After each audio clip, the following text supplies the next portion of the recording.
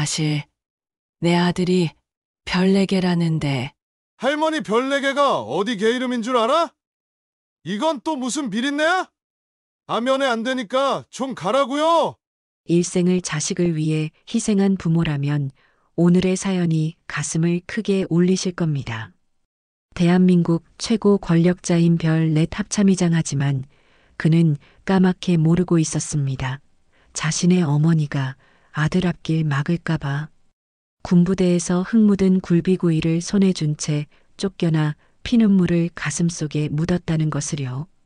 그리고 그가 가장 믿었던 후배 군단장의 추악한 위선이 만천하에 드러납니다.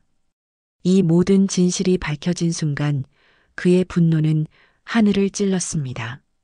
부대 상공에 나타난 단 한 대의 헬리콥터 과연 심판이 기다리고 있을까요? 그 전에 잠깐 시청 전에 구독과 좋아요 잊지 않으셨나요?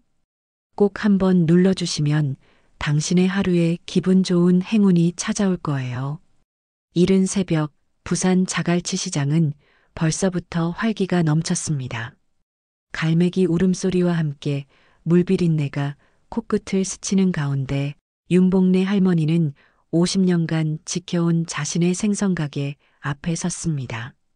74세 나이가 무색하게 윤복래 할머니의 손놀림은 여전히 날카로웠어요. 굳은 살이 박힌 손가락으로 칼을 쥐자 칼날이 생선의 살을 가르는 소리가 경쾌하게 울려 퍼졌습니다. 복래 씨, 오늘도 일찍 나왔네. 그런데 얼굴이 좋아 보이는구먼. 무슨 좋은 일 있어? 옆 가게 주인이 물었어요. 윤복래 할머니의 주름진 얼굴에 미소가 번졌습니다. 내일 우리 주혁이 면회 가는 날이라 새벽부터 준비할 게 많아서 일찍 나왔지. 손가락 마디가 부어오른 손으로 생선 비늘을 긁어내는 모습이 안쓰러웠습니다. 몇 년 전부터 관절염으로 손가락이 굽어졌지만 할머니는 단 하루도 가게를 쉬지 않았어요. 비가 오나 눈이 오나 몸이 아프든 말든 새벽 4시면 어김없이 일어나 시장으로 향했죠. 아들 태수의 등록금을 벌기 위해, 그리고 손주 주혁이의 미래를 위해 쉴 틈 없이 일해왔습니다. 손주 김주혁은 윤복래 할머니에게 유일한 혈육이나 다름없었어요. 21살의 주혁이는 현재 육군 일병으로 최전방 부대에서 복무 중이었습니다. 주혁이의 어머니는 주혁이가 5살 때 백혈병으로 세상을 떠났어요. 병상에 누워있던 며느리가 마지막으로 윤복래의 손을 꼭 잡으며 어머니, 주혁이 부탁드려요라고 말했던 그날부터 윤복래 할머니는 손주를 자신의 전부로 여기며 살아왔습니다. 우리 주혁이 좋아하는 굴비구이랑 갈치조림을 해가야겠어. 윤복래 할머니는 중얼거리며 가장 싱싱한 생선들을 고르기 시작했어요. 눈가에 깊게 패인 주름과 거칠어진 손등에는 세월의 흔적이 고스란히 새겨져 있었습니다. 매일 새벽 경매장에서 가장 싱싱한 생선을 고르는 눈썰미는 나이가 들어도 여전했어요. 손끝으로 생선의 눈과 아가미를 살피는 모습에서 50년 경력의 노련함이 느껴졌습니다. 비린내 때문에 옷에서는 항상 생선 냄새가 났지만 그 냄새는 가족을 위한 희생의 상징이었죠. 윤복래 할머니의 아들 김태수는 별 4개를 단 합참의장이었습니다. 바쁜 일정 때문에 자주 집을 비웠지만 그럴 때마다 윤복래 할머니는 아들을 자랑스러워했어요. 아들이 큰 자리에 올랐다고 허세 부리는 법도 없었고 오히려 더 낮은 자세로 시장 사람들을 대했습니다. 복래 씨네 아들 별 4개 달았다며? 대단하네. 시장 사람들이 물을 때마다 윤복래 할머니는 애가 나라 위에 일하는 걸 모하며 수줍게 웃을 뿐이었어요. 해가 중천에 떴을 때 윤복래 할머니는 가게를 정리하고 내일 면회를 위한 준비를 시작했습니다. 갈치는 머리부터 꼬리까지 하나하나 손질하며 가시 하나 남지 않게 발라냈어요. 굴비는 가장 살집 있는 것으로 골라 정성껏 말려두었고요. 주혁이가 어릴 때부터 좋아하던 반찬들을 하나하나 정성껏 준비하는 할머니의 손길에는 깊은 사랑이 묻어났습니다. 손주가 군대에서 먹는 밥이 입에 맞을까, 힘들진 않을까 걱정하는 마음으로 더욱 정성을 들였어요. 주혁아, 할매가 맛있는 거 해갈게. 힘내라, 우리 강한 군인. 주혁이의 사진을 보며 중얼거리는 할머니의 눈시울이 붉어졌습니다. 자신의 전부인 손주를 생각하자 가슴이 먹먹해졌어요. 저녁이 되자 윤복래 할머니는 내일 입을 옷까지 정성껏 골라 놓았습니다. 검은 치마에 흰 블라우스, 그리고 평소엔 아끼는 보라색 스카프까지요. 손주를 만나러 가는 길이니 가장 단정한 모습을 보여주고 싶었던 겁니다. 침대 옆 탁자 위에는 손주의 어릴 적 사진이 놓여 있었어요. 윤복래 할머니는 그 사진을 한참 바라보다 잠이 들었습니다. 내일 만날 손주를 생각하며 할머니의 입가에는 미소가 남아 있었어요. 이른 아침부터 최전방 군부대는 평소와 다른 분위기로 술렁였습니다. 철조망 너머로 바라본 하늘은 맑았지만 부대 내부는 어두운 구름이 드리운 듯 긴장감이 감돌았어요. 병사들은 허리를 곧게 펴고 작은 소리조차 내지 않으려 애쓰며 복도를 지나다녔습니다. 식당에서도 숟가락 부딪히는 소리만 간간히 들릴 뿐 평소의 웃음소리는 온데간데 없었어요. 야, 들었어? 어제 내부 고발 문건이 합참으로 올라갔대. 한 병사가 조심스레 속삭였습니다. 쉿, 미쳤어? 박성철 중장님이 지금 폭발 직전이야. 아까 김일병은 보고서 한 줄 잘못 썼다고 삽질 100번이래. 옆에 있던 병사가 눈짓으로 사무실을 가리키며 말했어요. 사무실 유리창 너머로 박성철 중장의 붉게 달아오른 얼굴이 보였습니다. 그는 책상을 내리치며 고함을 질렀어요. 이 병신 같은 놈들! 누가 이런 짓을 벌인 거냐? 내가 이 부대를 맡은 이상 이런 쓰레기 같은 짓을 용납할 수 없어! 오대위는 박 중장 앞에서 굳은 자세로 서 있었습니다. 이마에 땀방울이 맺혔지만 닦을 엄두도 내지 못했어요. 네, 중장님.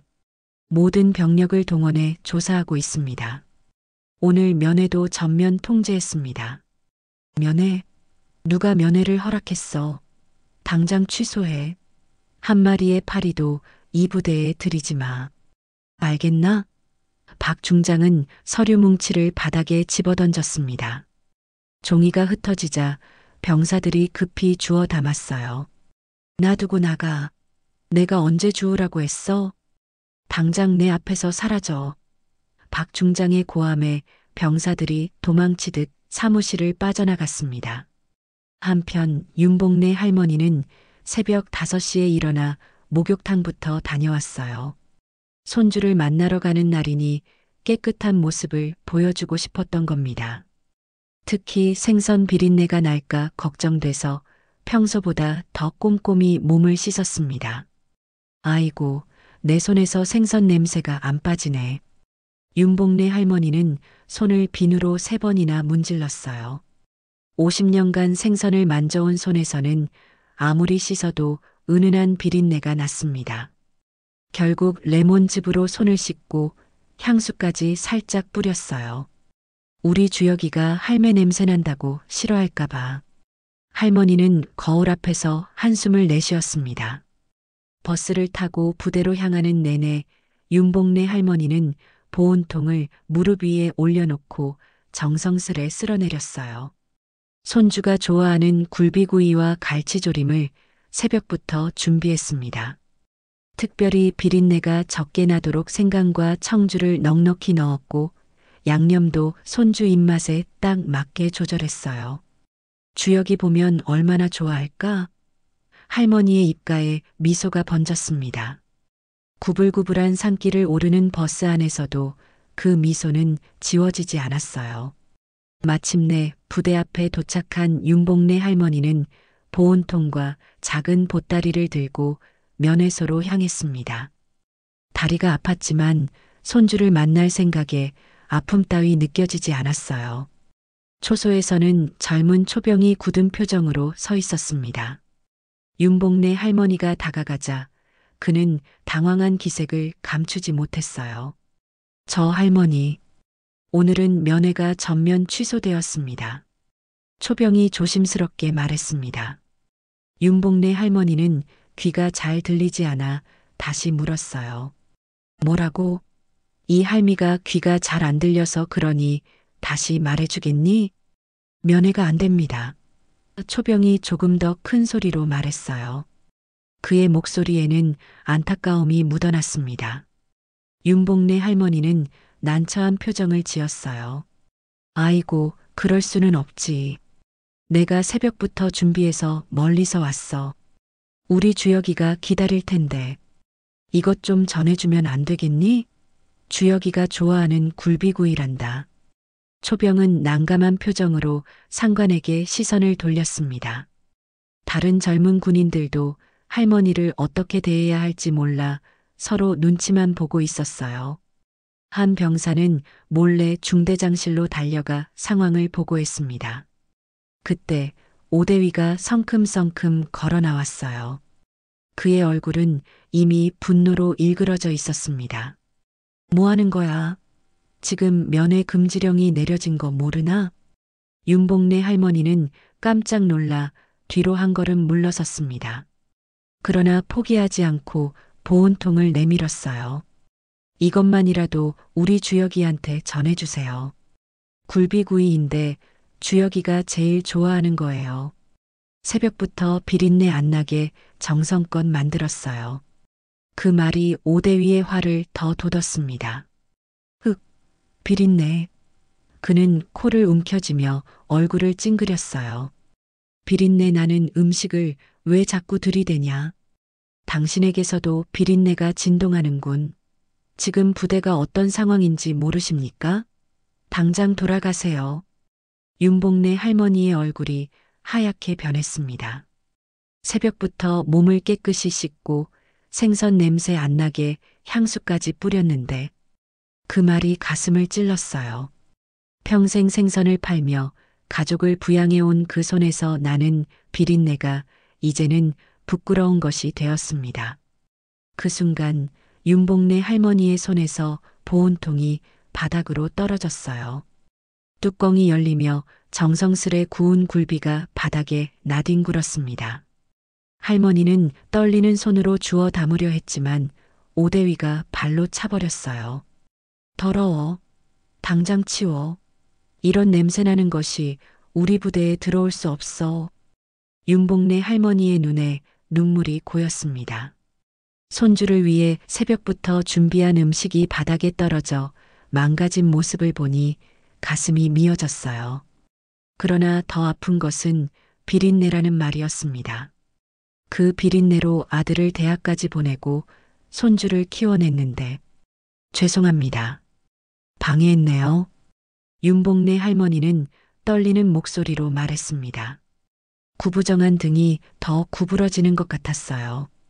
평생 고된 일을 하며 가족을 위해 희생해온 그 작은 어깨가 더욱 작아 보였습니다. 이 모든 장면은 부대 정문에 설치된 CCTV에 고스란히 담겼어요. 할머니가 정성스레 준비한 음식이 바닥에 떨어지는 순간 오대위가 발로 차는 모습, 그리고 할머니의 눈물까지 아무도 모르게 모든 진실이 차갑게 기록되고 있었습니다. 윤복래 할머니는 터미널로 돌아가는 버스에 몸을 실었어요. 창밖으로 흐르는 풍경을 바라보며 손주를 보지 못한 서운함과 모욕감에 가슴이 아팠습니다. 하지만 그 누구에게도 이 일을 말하지 않기로 했어요. 특히 바쁜 아들에게는 걱정을 끼치고 싶지 않았습니다. 박성철 중장의 사무실은 한밤중인데도 불이 환하게 켜져 있었습니다. 창문 너머로 비치는 불빛이 으스스한 그림자를 드리웠어요. 박성철은 책상 앞에 앉아 이마에 맺힌 땀을 훔치며 서류를 뒤적였습니다. 그의 눈에는 초조함과 불안이 서려 있었어요. 오대위, 내부 고발자가 누군지 알아냈나? 박성철이 들어오는 오대위를 향해 날카롭게 물었습니다. 아직 밝혀내지 못했습니다. 중장님. 오대위는 긴장된 목소리로 대답했어요. 하지만 오늘 있었던 민간인 출입건에 대해서는 모든 기록을 삭제했습니다. 박성철은 의자에서 벌떡 일어났습니다. 그의 얼굴에 당혹감이 스쳤어요. 누군가 자신의 비리를 고발했다는 생각에 온몸에 식은땀이 흘렀습니다.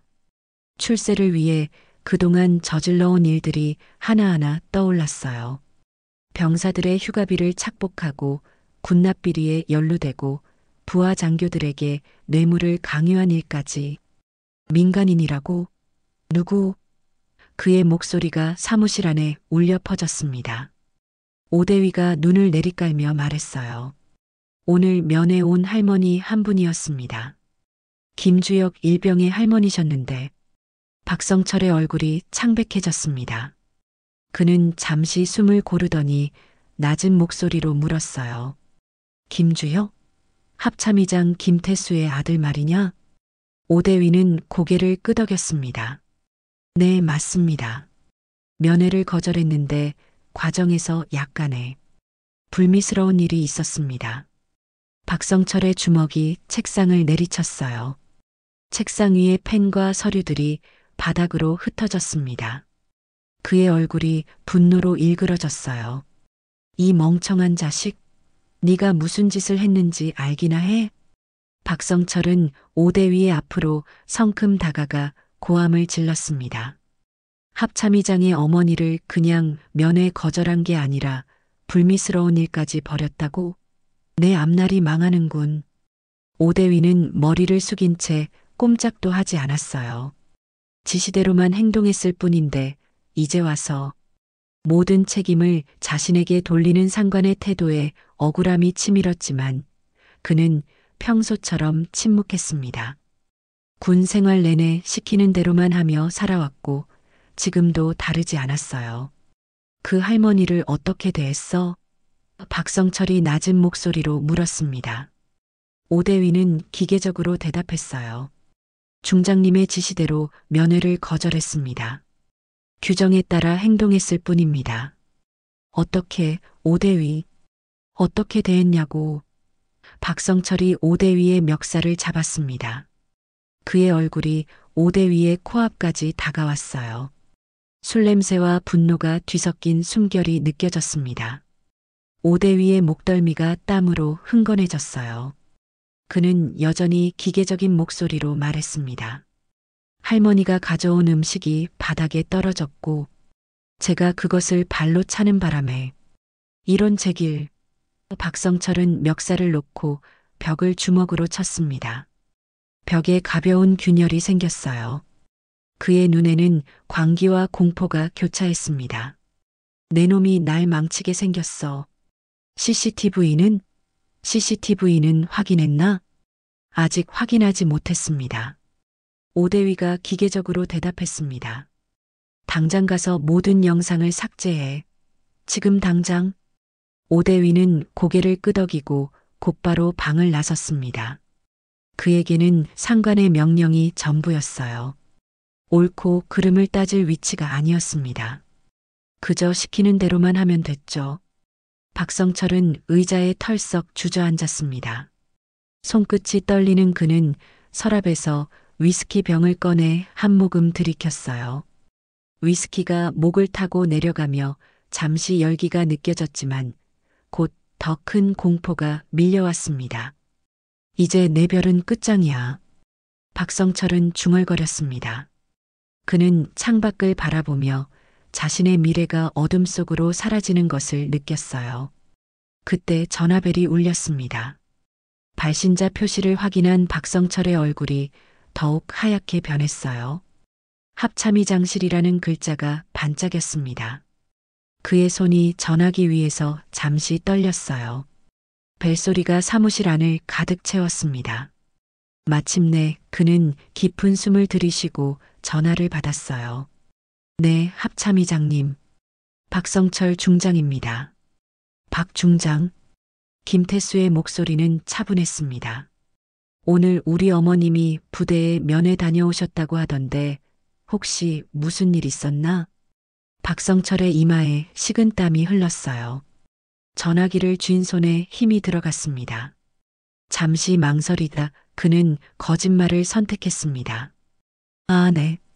면회 시간에 부대에 오셨지만 오늘은 특별 훈련으로 면회가 취소되어 정중히 돌려보내드렸습니다. 특별한 일은 없었습니다. 전화기 너머로 침묵이 흘렀어요. 박성철은 자신의 심장 소리가 귀청을 때리는 것 같았습니다. 모든 것이 정상입니다. 다만 내부 보안 강화 훈련 중이라 면회를 제한했을 뿐입니다. 민간인과의 충돌은 전혀 없었습니다. 그는 단호하게 덧붙였어요. 알겠네. 그럼 수고하게. 김태수가 전화를 끊었습니다. 박성철은 전화를 내려놓고 긴 한숨을 내쉬었습니다. 그의 셔츠는 땀으로 등 뒤가 다 젖었어요. 이제 돌이킬 수 없는 거짓말을 했습니다. 합참의장의 신뢰를 배반한 것이죠. 하지만 그의 머릿속은 이미 자신의 경력과 별을 지키는 것으로 가득 차 있었어요. 잠시 후 오대위가 돌아왔습니다. 그의 표정은 여전히 무표정했어요. 감정을 드러내지 않는 것이 그의 생존 방식이었습니다. 영상은 삭제했나? 박성철이 날카롭게 물었습니다. 삭제하려고 했는데 시스템이 중앙 서버와 연동되어 있어서 완전 삭제가 어렵습니다. 오대위는 기계적으로 보고했어요. 박성철의 얼굴이 분노로 일그러졌습니다. 그는 다시 책상을 내리치며 고함을 질렀어요. 그럼 영상을 조작해. 당장? 네, 알겠습니다. 오대위는 고개를 숙이며 대답했어요. 그는 명령을 수행하기 위해 돌아서서 사무실을 나섰습니다. 걸어가는 등 뒤로 박성철의 저주가 들렸지만 그는 아무런 반응도 보이지 않았어요. 시키는 대로만 하는 것, 그것이 군인으로서 그의 임무였으니까요. 한편 부대 내 병사들 사이에서는 오늘 있었던 일이 소문처럼 퍼지고 있었습니다. 면회소 근처에서 근무하던 병사들은 모두 그 장면을 목격했어요. 할머니가 정성스레 준비한 음식이 바닥에 떨어지고 오대위가 그것을 발로 차는 모습까지. 침실에서는 병사들이 소곤소곤 이야기를 나누고 있었습니다. 불을 끈 어둠 속에서 그들의 목소리만 작게 들려왔어요. 야, 너도 오늘 그거 봤어? 취침 준비를 하며 한 병사가 소곤거렸습니다. 응, 봤어. 그 할머니가 합참의장님 어머니셨대. 다른 병사가 침대에 누우며 대답했어요. 진짜? 그럼 큰일 났네. 침묵이 내리자 각자의 생각에 잠긴 병사들의 표정은 복잡했습니다. 일부는 불편한 진실을 알고 있으면서도 말할 수 없는 무력감에 시달렸어요. 병사들의 가슴 속에는 무거운 의문이 자리 잡았습니다. 이대로 진실이 묻히는 것을 두고 볼 수만은 없다는 생각이 그들 마음속에서 자라고 있었어요. 다음 날 아침 박성철 중장의 책상 위에는 합참으로 보낼 공식 보고서가 놓여 있었습니다. 표지에는 일일 상황 보고 특이사항 없음이라고 적혀 있었어요. 그 아래로 민간인과의 충돌 없었음이라는 문구가 눈에 띄었습니다. 박성철은 그 보고서에 서명했어요. 그의 손에는 여전히 미세한 떨림이 있었지만 눈빛은 차갑고 단호했습니다. 권력과 출세를 위해서라면 진실쯤은 얼마든지 숨길 수 있다고 생각했던 겁니다. 김주혁 일병은 쪽지를 받자마자 부대장실로 불려갔습니다. 평소 눈길 한 번 주지 않던 박성철 중장이 갑자기 자신을 찾는다는 사실이 의아했어요. 부대원들이 복도에서 그를 향해 던지는 동정 어린 시선이 더욱 이상했습니다. 야, 주혁아. 괜찮을까? 동기 한 명이 어깨를 툭 치며 물었어요. 김주혁은 고개를 갸웃했습니다. 뭐가, 무슨 일인데? 모르는 척하지 마. 할머니 일 말이야. 동기가 낮은 목소리로 말했어요. 김주혁의 심장이 쿵 내려앉았습니다. 할머니, 자신이 가장 사랑하는 할머니에게 무슨 일이 있었단 말인가? 그는 동기의 말을 제대로 듣지도 못한 채 부대장실로 향했습니다. 복도를 지나는 동안 여러 병사들이 그를 향해 속삭이는 소리가 들렸어요. 그들의 시선에는 동정과 걱정이 가득했습니다. 문을 두드리자 안에서 들어오게라는 목소리가 들렸어요. 문을 열자 평소와는 전혀 다른 광경이 펼쳐졌습니다. 항상 차갑고 엄격한 표정으로 부하들을 대하던 박성철 중장이 환한 미소를 지으며 그를 맞이했어요. 그 옆에는 오대위가 긴장한 표정으로 서 있었습니다. 아, 김일병. 들어오게, 들어와. 박성철 중장의 목소리는 이상할 정도로 친절했어요. 그는 허리를 약간 구부려 김주혁을 맞이했습니다. 앉게, 편하게. 김주혁은 조심스럽게 의자에 앉았습니다. 평소 같았으면 허리를 꼿꼿이 세우고 차렷 자세로 서 있어야 했을 텐데 오늘은 웬일인지 의자까지 내어주었어요. 중장의 책상 위에는 평소 볼 수 없었던 과자와 음료까지 준비되어 있었습니다. 일병, 요즘 군 생활은 어떤가? 불편한 점은 없나? 박성철 중장이 과장된 관심을 보이며 물었어요. 그의 이마에는 식은땀이 맺혀 있었습니다. 네, 별 문제 없습니다. 김주혁은 어색하게 대답했어요. 그의 눈은 계속해서 오대위를 향했습니다. 오대위는 그 시선을 피하며 창밖만 바라보고 있었어요. 그래, 그래. 좋아. 내가 오늘 자네를 부른 이유는 박성철 중장은 잠시 말을 고르는 듯 했어요. 그는 연신 넥타이를 느슨하게 풀며 긴장한 기색을 감추지 못했습니다. 자네 아버님께서 어제 전화를 주셨네. 자네 할머니가 잘 계시냐고 물으시더군. 김주혁의 등줄기로 식은땀이 흘렀습니다. 그의 목소리가 떨렸어요. 제 할머니요? 할머니가 어제 여기 오셨다는데 사실인가요? 박성철 중장과 오대위의 얼굴이 동시에 굳었습니다. 방 안의 공기가 순식간에 얼어붙었어요.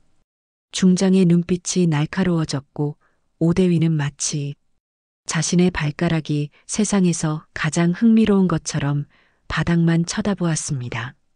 누가 그런 소리를 했나? 박성철 중장의 목소리에 날이 서기 시작했어요.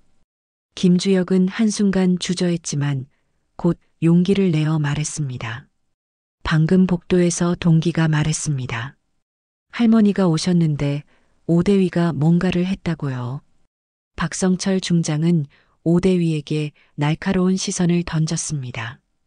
오대위의 이마에 땀방울이 맺혔어요. 그는 고개를 더 숙여 거의 바닥에 닿을 듯 했습니다. 오해가 있었던 것 같네, 김일병. 박성철 중장은 목소리를 가다듬었습니다. 그는 책상 위에 손을 올려놓고 안정을 취하려는 듯 했어요. 어제는 특별보안 훈련이 있어서 면회가 전면 취소되었네. 자네 할머니께서 오셨다가 그냥 돌아가셨을 뿐이야. 특별한 일은 없었어. 김주혁은 의심스러운 눈길로 두 상관을 번갈아 보았어요. 뭔가 이상했습니다. 중장이 이렇게 자신을 불러 해명할 정도라면 분명 심상치 않은 일이 있었을 겁니다. 그는 생각할수록 화가 났어요. 자신이 평생 사랑하고 존경해온 할머니에게 무슨 일이 있었는지 알 권리가 있었습니다. 그런데 왜 저한테 알려주지 않으셨나요? 할머니가 오셨다면 저에게 말씀해 주셨어야 하는 거 아닌가요? 김주혁의 목소리에 분노가 묻어났어요. 박성철 중장은 당황한 기색이 역력했습니다. 그는 테이블 위에 과자 상자를 가리켰어요. 아, 그게 일이 많아서. 그런데 이거 먹어보게. 특별히 자네를 위해 준비했네. 맛있는 초콜릿이야. 김주혁은 그 어떤 달콤한 뇌물도 받아들일 생각이 없었습니다. 그의 목소리는 단호했어요. 됐습니다. 할머니에게 무슨 일이 있었는지 정확히 알고 싶습니다. 방안이 다시 조용해졌습니다. 박성철 중장은 의자에서 일어나 창가로 걸어갔어요. 그의 등에서는 긴장감이 느껴졌습니다. 그는 잠시 창밖을 내다보더니 갑자기 태도를 바꾸었어요. 더 이상 굽신거리는 모습이 아니었습니다. 김일병, 군인은 상관의 말을 믿어야 하네. 나는 이미 말했어. 특별한 일은 없었다고. 박성철 중장의 목소리가 차가워졌어요. 이제 돌아가서 임무에 충실하게. 그때 밖에서 전화벨 소리가 울렸습니다. 비서가 황급히 문을 두드렸어요. 중장님, 합참의장님께서 긴급히 연락하셨습니다. 박성철 중장의 얼굴이 하얗게 변했습니다. 그는 김주혁에게 손짓했어요. 가봐도 좋네. 임무에 충실하게. 김주혁은 천천히 일어났습니다. 문 쪽으로 걸어가며 그는 오대위의 눈을 똑바로 쳐다봤어요. 오대위의 시선이 흔들렸습니다. 그때 김주혁은 확신했어요. 분명 할머니에게 무슨 일이 있었다는 것을. 밖으로 나온 김주혁은 동기들에게 둘러싸였습니다. 그들의 표정에는 걱정과 호기심이 뒤섞여 있었어요. 어떻게 됐어? 한 병사가 물었습니다. 김주혁은 낮은 목소리로 물었어요. 할머니한테 정확히 무슨 일이 있었는지 말해줘. 병사들은 서로 눈치를 보다가 이야기를 시작했습니다. 할머니가 정성스레 준비한 음식을 들고 왔다는 것, 오대위가 그녀를 모욕하고 음식을 발로 찼다는 것, 그리고 할머니가 눈물을 흘리며 돌아갔다는 것까지. 이야기를 들을수록 김주혁의 얼굴은 분노로 일그러졌어요. 한편 김태수 합참의장은 사무실에서 어머니에게 전화를 걸고 있었습니다. 어제부터 어머니가 전화를 받지 않아 걱정되었어요. 부대에 문의했을 때 박성철 중장은 특별한 일은 없었다고 했지만 뭔가 석연치 않은 구석이 있었습니다. 드디어 전화가 연결되었어요. 어머니, 어디 계세요? 왜 전화를 안 받으셨어요? 윤복래 할머니의 목소리가 피곤하게 들렸습니다. 아이고, 우리 아들. 바쁜데 왜 이런 전화를 다 하나? 할미는 괜찮아. 그저 몸이 좀 안 좋아서 누워 있었네. 어제 주혁이 면회 다녀오셨다면서요? 김태수가 물었어요. 잠시 침묵이 흐른 후 윤복래 할머니가 대답했습니다. 아니, 가려고 했는데 몸이 안 좋아서 그만뒀어. 주혁이한테 걱정 끼치기 싫었거든. 김태수의 눈썹이 찌푸려졌어요. 어머니가 거짓말을 하고 있다는 직감이 들었습니다. 평생 아들을 위해 모든 것을 희생해온 어머니가 지금 무언가를 숨기고 있다는 사실이 가슴을 아프게 했어요. 어머니, 정말 아무 일도 없으셨어요? 그는 다시 물었습니다. 정말이야, 우리 아들. 할미가 뭐 큰일 있겠어? 윤복래 할머니의 목소리가 떨렸어요. 그나저나 넌 밥은 제대로 먹고 다니니? 옷은 따뜻하게 입고? 김태수는 어머니의 화제 전환을 눈치챘습니다. 무언가 있었다는 확신이 들었어요. 그는 결심했습니다. 네, 어머니. 걱정 마세요. 제가 곧 주혁이 부대에 들를 일이 있을 것 같아요. 전화를 끄는 김태수는 비서를 불렀습니다. 박성철 중장의 부대 CCTV 영상을 즉시 확보해주게. 특히 어제 면회 시간대 정문 쪽 영상을 집중적으로 살펴보도록. 비서가 고개를 끄덕이고 나가자 김태수는 창밖을 바라보았어요. 별 4개를 단 그에게는 군 내부의 어떤 영상이든 확보할 권한이 있었습니다. 만약 어머니가 무언가 부당한 대우를 받았다면 그는 결코 용서하지 않을 것이었어요. 한편 부대장실에서는 박성철 중장이 전화를 끊자마자 책상을 내리쳤습니다. 그의 얼굴은 분노와 공포로 일그러졌어요. 오대위는 구석에 서서 중장의 폭발을 기다리고 있었습니다. 망했어. 완전히 망했다고. 박성철의 고함이 사무실 안에 울려 퍼졌습니다. 오대위가 겁에 질린 표정으로 물었어요. 무슨 일입니까, 중장님? 합참의장이 CCTV 영상을 요청했어. 박성철은 고함을 질렀습니다. 그의 얼굴은 벌겋게 달아올랐어요. 당장 영상을 조작해. 어떻게든. 오대위는 고개를 끄덕이고 급히 나갔지만 이미 늦었다는 것을 그도 알고 있었어요. 중앙 서버에 저장된 영상은 이미 합참으로 전송되고 있었을 테니까요. 모든 진실이 드러나는 것은 시간 문제였습니다. 김주혁은 침대에 앉아 할머니의 사진을 바라보았어요.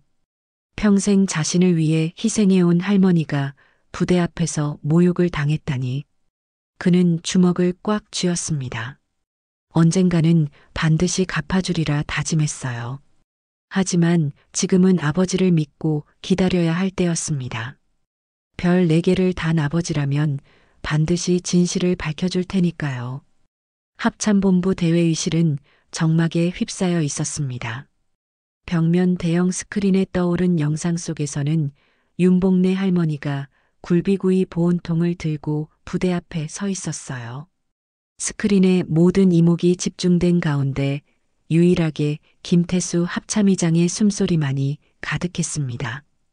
그의 얼굴은 표정 없이 굳어져 있었지만 손에 쥔 펜은 이미 부러져 있었어요. 영상은 무자비하게 진실을 보여주었습니다. 윤복래 할머니가 소박한 미소를 지으며 초병에게 음식을 전해달라고 부탁하는 모습, 초병이 난처한 표정으로 상관에게 시선을 보내는 장면, 그리고 마침내 오대위가 성큼성큼 걸어 나오는 장면까지. 시간의 흐름에 따라 김태수의 호흡은 점점 거칠어졌어요. 어서 가십시오. 영상 속 오대위의 목소리가 또렷하게 들렸습니다. 윤복래 할머니가 보온통을 내밀자 영상 속 오대위는 코를 찡그리며 외쳤어요. 비린내 나는 음식을 왜 자꾸 들이대냐? 지금 부대가 어떤 상황인지 모르십니까? 당장 돌아가세요.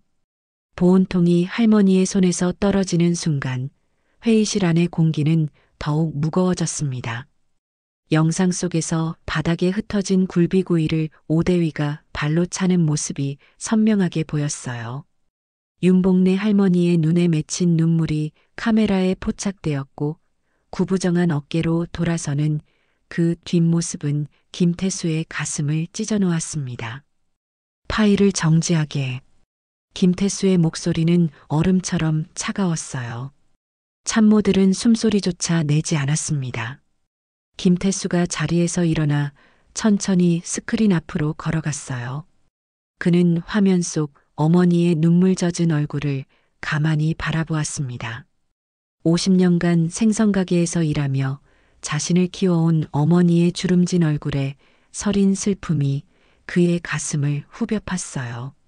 다음 파일을 재생하게.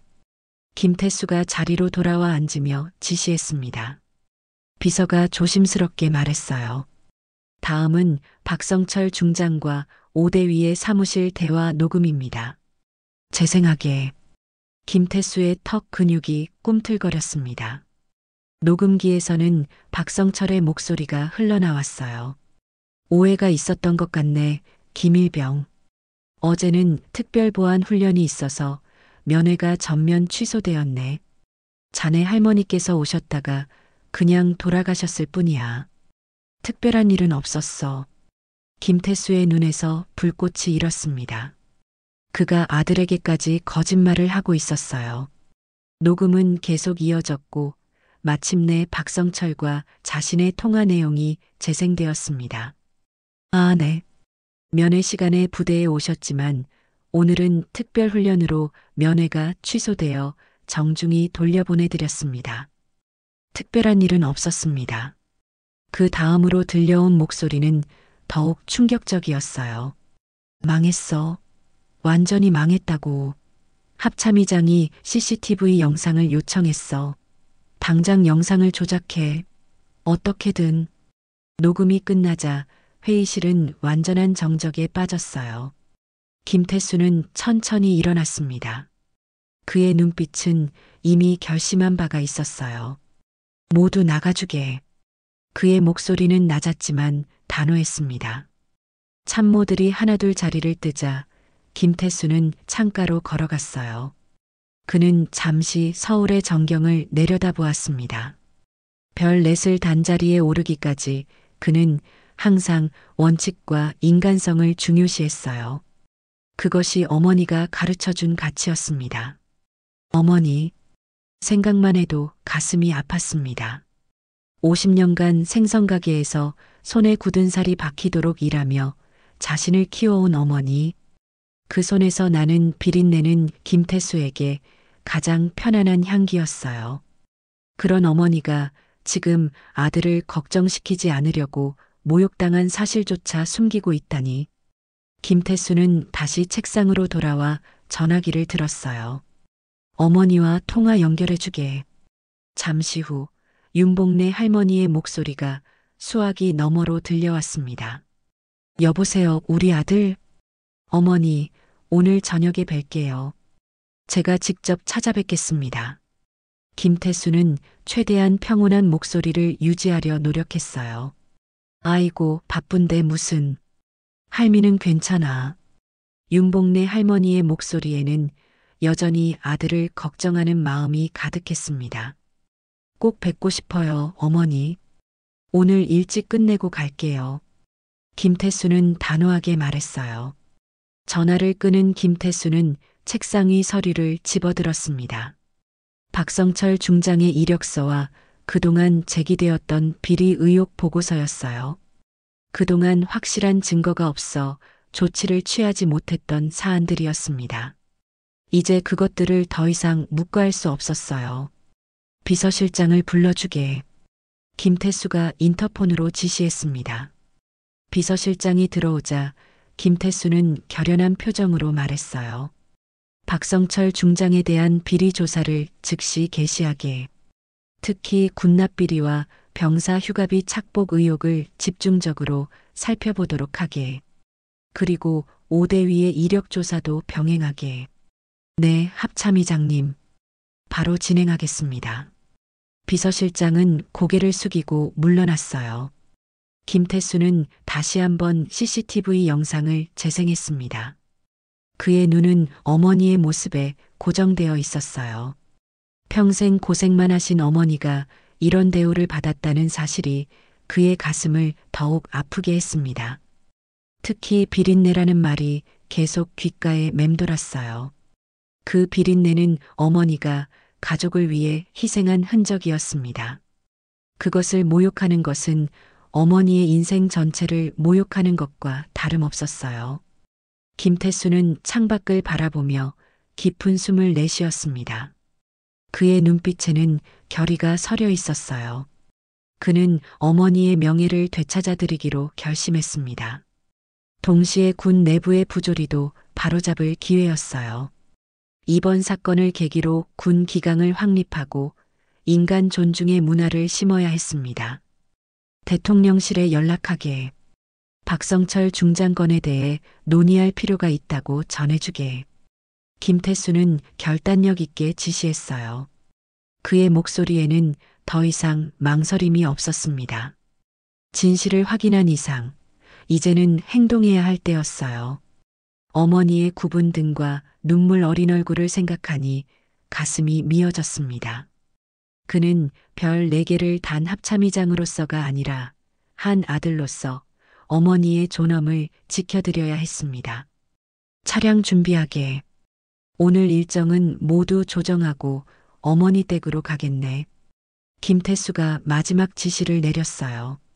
그는 자리에서 일어나 군복의 주름을 정돈했습니다. 창밖으로 비치는 오후의 햇살이 그의 별 4개를 반짝이게 했어요. 그 별은 단순한 권력의 상징이 아니라 책임과 의무의 무게였습니다. 오늘 그는 그 무게를 온전히 느끼며 어머니를 위한 정의를 실현하기로 했습니다. 회의실을 나서는 김태수의 발걸음은 무거웠지만 확고했어요. 그의 눈앞에는 어머니의 얼굴이 아른거렸고 귓가에는 어머니가 항상 말씀하시던 가르침이 울려 퍼졌습니다. 태수야, 별이 많아도 사람이 먼저다. 그는 이제 그 말씀의 의미를 온전히 실천할 때라고 생각했습니다. 저녁 무렵 부산 자갈치 시장 근처 윤복래 할머니의 작은 집. 문이 열리자 윤복래 할머니는 깜짝 놀란 표정으로 아들 김태수를 바라보았습니다. 별 4개 단 군복 차림의 아들은 어머니의 작은 집 앞에 서서 부드러운 미소를 짓고 있었어요. 아이고, 우리 아들.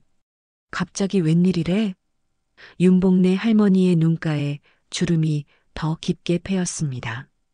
아들을 반기는 미소였지만 그 눈빛에는 무언가 불안한 기색이 어려 있었어요. 김태수는 어머니의 모습을 보며 가슴이 아팠습니다. 언제부터 어머니의 등이 이렇게 굽었을까? 머리카락은 언제 그렇게 하얗게 변했을까? 주름진 얼굴은 언제부터 저렇게 깊게 패였을까? 바쁘다는 핑계로 어머니의 노화를 지켜보지 못했던 자신이 원망스러웠어요. 어머니, 제가 오늘은 일찍 퇴근하고 싶어서요. 김태수는 어머니의 손을 잡아 이끌며 집 안으로 들어갔습니다. 집 안은 소박했지만 정갈했어요. 벽면에는 김태수의 군 생활 사진들이 연도별로 걸려 있었고 작은 거실 한편에는 손주 주혁이의 사진이 가장 큰 액자에 담겨 있었습니다. 김태수는 그 모습을 바라보며 가슴이 먹먹해졌어요. 자신이 이 자리까지 오를 수 있었던 것은 오로지 어머니의 희생 덕분이었습니다.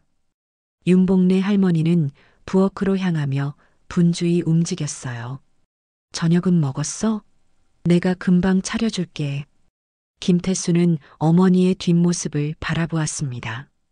평생 부엌에서 자신과 손주를 위해 음식을 준비하던 모습, 새벽마다 자갈치 시장으로 향하던 발걸음, 손에 굳은 살이 박히도록 생선을 손질하던 그 모습, 그 모든 희생이 있었기에 자신이 지금의 위치에 있을 수 있었어요. 감사함과 미안함이 교차했습니다. 괜찮아요, 어머니. 같이 앉아서 이야기나 해요. 김태수는 어머니의 손을 잡아 소파로 이끌었습니다. 두 사람이 나란히 앉자 김태수는 어머니의 손을 가만히 바라보았어요. 굳은 살 박힌 손가락, 갈라진 손등의 주름, 평생 생선을 다루며 생긴 작은 칼 자국들. 그 손이 자신을 이 자리에 있게 해준 것이었습니다. 문득 어머니의 얼굴이 예전보다 훨씬 더 늙어 보인다는 생각이 들었어요.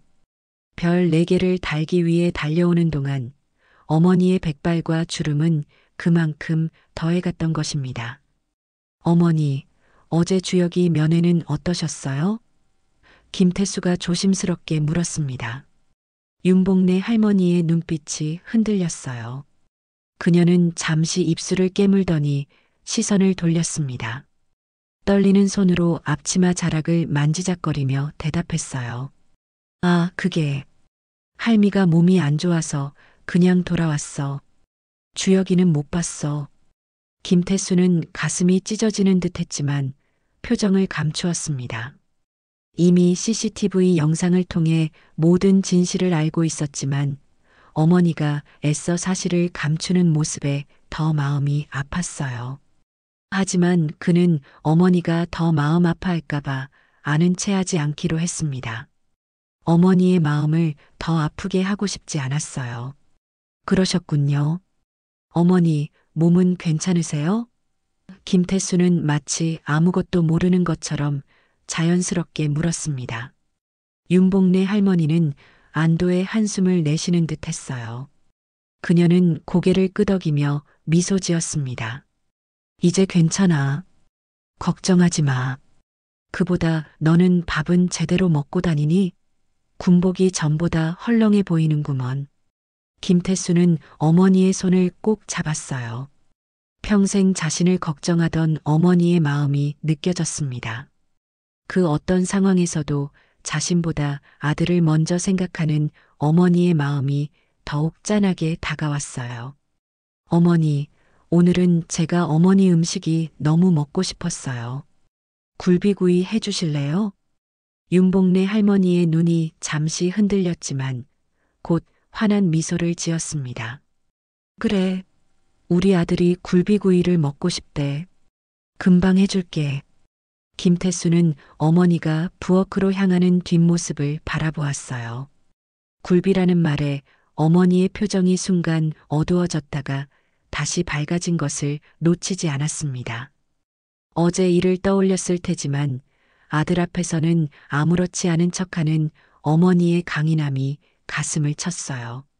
부엌에서 들려오는 소리를 들으며 김태수는 창밖을 바라보았습니다. 내일 그는 반드시 정의를 실현할 것이었어요. 하지만 지금 이 순간만큼은 그저 어머니의 아들로서 어머니가 차려주시는 저녁을 감사히 먹을 것이었습니다. 얼마 후 윤복래 할머니는 정성스레 구운 굴비와 갈치조림, 그리고 여러 반찬을 내왔어요. 테이블 가득 풍성한 저녁 식사가 차려졌습니다. 어머니, 너무 많이 하셨네요. 김태수는 놀란 표정으로 말했습니다. 윤복래 할머니는 환하게 웃었어요. 우리 아들이 집에 왔는데 어떻게 대충 차려. 어서 먹어봐. 김태수는 굴비를 한 점 집어 입에 넣었습니다. 어머니의 손맛이 느껴지는 순간 어린 시절의 기억이 물밀듯이 밀려왔어요. 학교에서 돌아오면 언제나 따뜻한 밥을 차려주시던 어머니, 시험 성적이 좋을 때마다 특별히 굴비를 구워주시던 날들. 그 모든 추억이 이 한 점의 굴비에 담겨 있었습니다. 어머니, 정말 맛있어요. 김태수의 눈시울이 뜨거워졌지만 그는 꾹 참았어요. 윤복래 할머니는 아들의 밥그릇에 반찬을 더 얹어주며 기뻐했습니다. 많이 먹어. 다음에는 주혁이도 데리고 와야 해. 네, 어머니. 다음에는 주혁이와 함께 올게요. 김태수는 더 이상 말을 잇지 못했어요. 목이 메었습니다. 두 사람은 말없이 식사를 이어갔습니다. 가끔 어머니가 아들의 군 생활 이야기나 손주 이야기를 물었고 김태수는 최대한 밝은 목소리로 대답했어요. 어머니 앞에서는 평소처럼 행동하려고 노력했습니다. 식사를 마친 후 김태수는 자리에서 일어났어요. 어머니, 너무 맛있게 잘 먹었습니다. 내일 중요한 일이 있어서 이만 가봐야 할 것 같아요. 윤복래 할머니는 아쉬운 표정을 지었지만 이해한다는 듯 고개를 끄덕였습니다. 그래, 바쁜데 이렇게 와줘서 고마워. 조심해서 가. 김태수는 어머니를 꼭 안아드렸어요. 그 작은 몸이 자신의 품에 안겨 왠지 더 작아 보였습니다. 평생 자신을 위해 희생하신 어머니, 이제는 자신이 어머니를 지켜드릴 차례였어요. 어머니 사랑합니다. 김태수는 작게 속삭였습니다. 문을 나서는 김태수의 눈에는 결의가 서려 있었어요. 내일 그는 반드시 어머니의 명예를 되찾아드릴 것이었습니다. 별 4개의 무게를 온전히 느끼며 그는 정의를 실현할 준비가 되어 있었습니다. 이른 아침 한반도 최전방 군부대 상공에 헬리콥터 소리가 울려 퍼졌습니다. 부대원들이 일제히 하늘을 올려다보자 육군 1호기가 선명하게 보였어요. 금빛 태양 아래 날카롭게 빛나는 프로펠러 블레이드가 마치 심판의 칼날처럼 느껴졌습니다.